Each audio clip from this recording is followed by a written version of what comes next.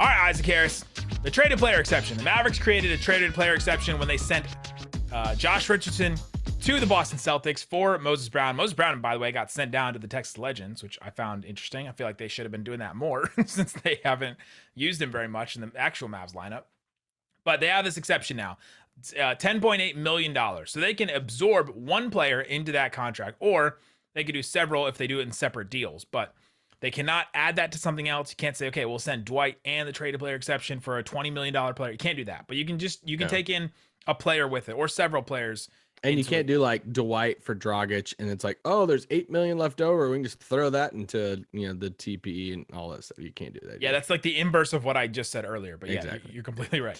What are some options? Who are some players the Mavericks could actually add with the TPE?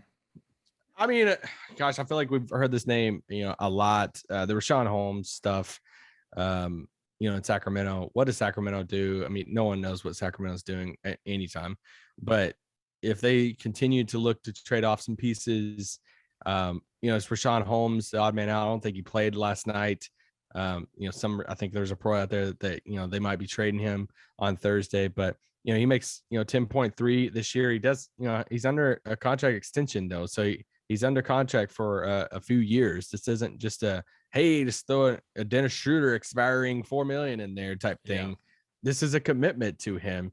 So if you do bring him in for, let's just say free, let's say they were trying to get rid of him just for free. If they don't think he fits with Sabonis and then he wants to start, and they're trying to figure out how to do that. Yeah. So now, I mean, look how much money you have in your big man rotation at that point. Basically him and Dwight's making the same amount of money, same type of, role on the team. Maxi's making $8 million. KP's making his 30 something million. Like, I mean, now you have a ton of money. Well, I mean, what is that? 70 million. I mean, yeah, I think they only use this TPE on a big, and I think there's only 2 bigs on our list, but I think they only use it on a big if they've sent a big in another move, right? Yeah. But the Mavs also have some really injury prone bigs, right? We've seen the last couple of games. Maxi returned the other night, but KP and Maxi out. All of a sudden, it's just Dwight and Chris and Marquise Chris, and that's it, right? So even though the Mavs have a bunch of centers, they need a reliable center. So yeah, well, I don't think Sacramento does this. It doesn't really make any sense unless the Mavs send something with it. But like a pick or something like that. I guess it could only be a pick, but he's a name that's interesting and he fits. Yeah, well, it's like what you said of like, if they send out, let's just say hypothetically, they did end up giving up something for Dragic, and it's just not just Dragic goes somewhere, he gets bought out, and he comes to Dallas for free. If they did do a Dwight Powell, Sterling Brown for Dragic type of thing, then they turn around and say, okay, we'll take Rashawn Holmes into the TPE. And I mean, they should, if the Kings would do that, I think they should just take him into the TPE anyway, no matter if they're going to get get rid of a big or not. But this next guy that we're going to talk about is Serge Ibaka. He's a guy that also fits with it. The Clippers have this weird 3-man center lineup that just hasn't really worked out at all for anybody. And unless they do something else with Zubats, which there's been rumors about, that Serge Ibaka is probably the center coming out. He's on a $9.7 million expiring deal. So he's expiring. He's not played the greatest. So maybe he needs a change of scenery.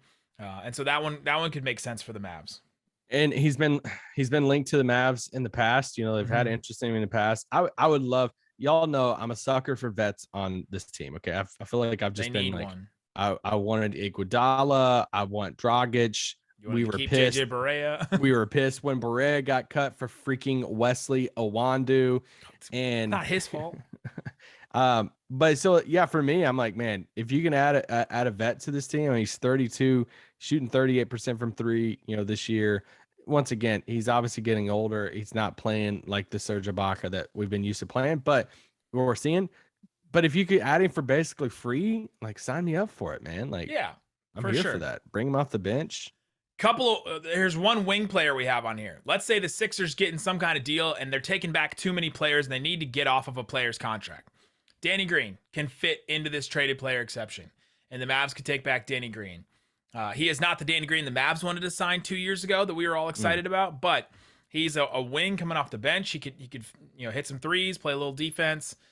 He's not going to replace Dorian or Reggie Bullock to, by any stretch of the imagination. He would infringe on Josh Green and Frank Ntilikina's, but he would be a vet that has been to the finals and has won finals. So that would be an incredible move for the Mavs, I think, to add somebody like that with just his experience, not even his level of play at this point. But that's a name that I'm looking for if the Sixers get in some kind of move and they need to move another player off because they can't take back as many players as they need to send off Simmons. Yeah, kind of similar thing, same thing as Ibaka in the sense of, hey, an older vet who's aging, but would add a vet presence to the locker room, but just isn't, the same player that he once was, but it's just a wing version of that. Shooting 38% from three, $10 million this year, $10 million next year. If it's also only 34, we talk about him like he's dead. But but it's also one of those things that like we're all watching the Simmons Harden stuff. Yeah. We don't know how that's going to shake out. If it does shake out and it's like this massive deal, Philly could be looking around the league saying, all right, we need somebody with cap space or somebody with a traded player exception to take on Danny Green. And Dallas could be like, hey, we got take him. We got a thing. Yeah. To where OKC might be saying, we'll take him if you attach a draft pick. Dallas could come in and say, we'll take him for free. You don't even have to give us a pick. We'll just absorb him into that, TPE. Yeah. So, OKC says, hey, we'll take a pick with him. No, you don't even have to do that with us. It'd be cool, but like that could be that Dallas is bargaining. I like that one. That one maybe is my favorite of this list.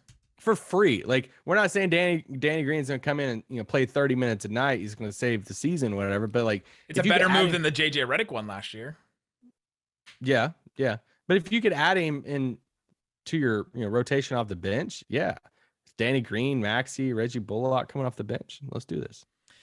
Okay, got 4 point guard names. We've talked about a couple of these point guards before, but Alec Burks is a name we mentioned before. Not sure what the Knicks are doing. This is your favorite one. This to me is, him and Rashawn Holmes are the best players on these lists, or at least they're playing the best right now. And so I don't see a reason why the Knicks would do this. However, the Knicks have done things in the past that we didn't know what they were doing. So if he wants a better home, they want to try and figure out how to get off of his money or something like that. The Mavs could accept him into the exception. Yeah, I love Alec Burks. If we just stay on the Knicks, obviously Kemba's name is still there. I feel like you read different things about Kemba that can't even find anybody. Will he be, a buyout guy? Will they just get a second for him? Something like that. But he's obviously a name you'd watch for this too.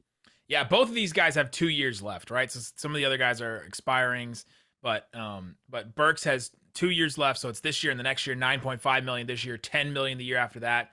Kemba Walker is 8.7 this year and 9.1 the year after that. So you're accepting more money for next season, but somebody to come in and help you now, especially if you need somebody to get a bucket for you. Maybe they can, figure out a good role for Kemba Walker. Maybe Jason Kidd helps Kemba Walker in a way that Tom Thibodeau has no idea how because he can't play him 38 minutes. And Nico's probably asking the question right now of how much better is Kemba Walker than Trey Burke? And yeah. That's the question you're basically asking yourself. And are you willing to, pay a little bit more money, have another year of Kemba next year? When he plays, he's much better than Trey Burke. The problem is he going to play? Trey Burke's probably better defensively, but Kemba gives you. That's true. But Kemba does give you that X factor, like wild card of, is there a playoff game that Kemba drops 28 points off the bench? And it's like, oh, there's our Jason Terry. Like, he'd be the Peja, right? Yeah, it's like something like that. And he had a 44-point game this year. Yeah, and he had a 44-point game this year in December. Has he been in the hospital ever since? Let's see. In December 23rd, he had a 44-point game, and he's played 1, 2, 3, 4, 5, 6, 7, 8, 9, 10, 11, 12 games since then. He's missed about the same number of games. But yeah, he's had a 44-point game, a 29-point game, a 26-point game, a 21-point game. So he has the ability, in the right role to light it up. And so, if the Mavs could figure out that. DJ Augustine, this is my least favorite name on this list, I think. I think he's done. But did you say Dion Wright? But he fits in it. DeLon Wright is another name. Dion Wright, as our friend Chris Arnold called him the other night when the Mavs played them. And then the last one, Dennis Schroeder, is a name that we also mentioned. If you had to rank these 4 point guards that we have for you're most interested in to least interested in accepting with the TPE, what would they be? Oh, it'd definitely be Alec Burks. If we're making Burks a point guard, but Burks definitely number 1. I'd put Kemba 2. Schroeder. You put Kemba over Schroeder. Yeah. You're that down on Schroeder? I don't know. There's just weird vibes. Like how many teams does he go to now? That's like, I know, but it worked out so well for him in the OKC. Yeah. I mean, I'm not opposed to it. Like, I'm not like bummed if they get him for free, but I'm not like lining up to give up assets for Schroeder. And it's like, but come off the bench, play some defense, get some buckets. I would just almost like if they're the same cost, you know, that you're basically getting for free, then I would almost swing for Kemba in that sense. And I mean, I could be very, very dumb for feeling that way, but interesting. I'm higher on Schroeder, but I like the Kemba one too, especially because that's another veteran. He hasn't really been far in the playoffs, but he's a veteran that can come and help the team. I will say, I think Schroeder could play alongside Luka if you want to play some of those minutes together better than a Kemba and Luka right now. Yeah, for sure. I was listening to Zach Lowe, and he said Schroeder has to be a guy that plays guard that plays next to somebody. He's not necessarily a guard that is just on his own. So I think he could work well next to Brunson and or Luka. Yeah, very well. I will throw one more name out there. I've never talked about this name before. Montrezl Harrell. Stop. You have talked about that name before. He would fit in the traded player exception. So if the Wizards do want to get off a name, I'm out on him. He's my Dennis Schroeder. Like the same way you feel about Schroeder. I'm not out on Schroeder though. I'm out on Harrell coming to the You're Mavs. all the way out on Harrell. I think he's a fine regular season player, but only just the first half of the regular season.